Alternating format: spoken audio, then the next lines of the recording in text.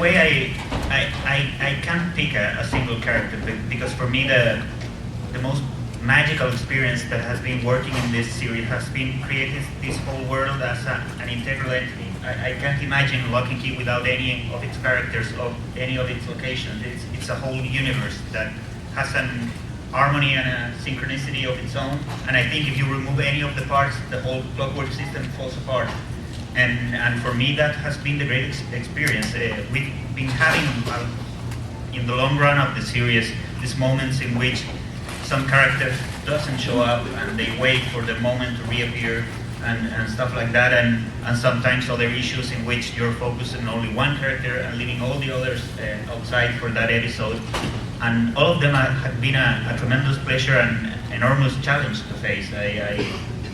In a way, I think we started thinking of them as real people, and that's the most magical part of it. And I remember when I was working in Beyond Repair, the last chapter of Crown of Shadows, the story about Nina Locke, and when she falls apart.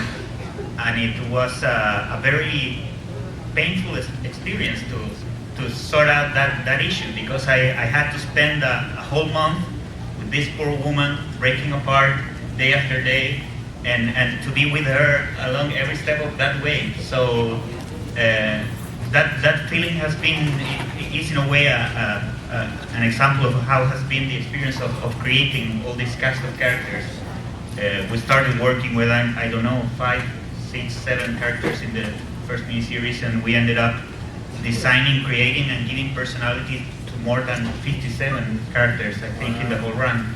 So I couldn't pick one. I think it would be unfair to the rest of the cast we've been creating this year. I do think the one other thing that you've done is, and it's one of those things that goes unsung, but it's probably the most impressive part of what you've done. I mean, you've built the house and you've done these things of opening people's heads, and these amazing visuals that I think that's what people are dazzled by, but you've aged the characters in a way that makes sense. I mean, so if you look back at the first book, and you look at where Tyler and Kinsey are at, and you look at them now, like, their bodies have grown, and their faces have matured, and they've aged the way a character would in that real time, which is probably one of the most impressive feats that I've seen, because faces don't change in comics. They're, artists come and go, but the faces always stay the same, but you've actually aged the characters, and they've grown, and they've become real in that way. Well, that was one of the challenges, the core theme on this story, I think, is how to grow up, how to face that your childhood is ending and you have to become an adult and take responsibility of that. And that's a scary and frightening and dangerous process for every person. So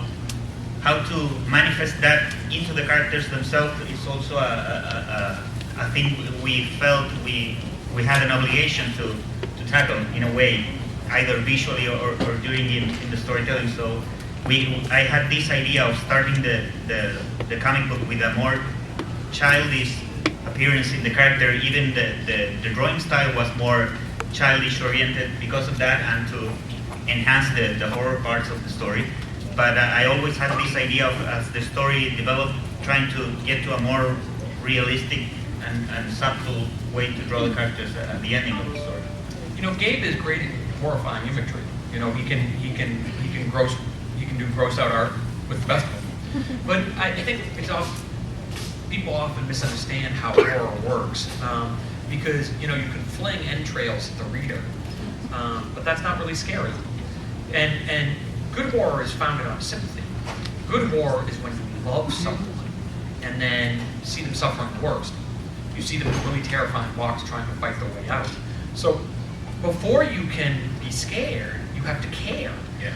And the thing that I've always loved about Gabe's art, and the reason why I thought he was perfect for Locke Key right from the beginning, is not because he can do brilliant, horrific imagery, although he can, but because the faces of the characters are so alive and so mobile. There's so much emotional nuance in their expressions, and I just felt like that you could make an emotional connection with people the way that Gabe drew them, and that would be important to give the scares value, to make the scares work.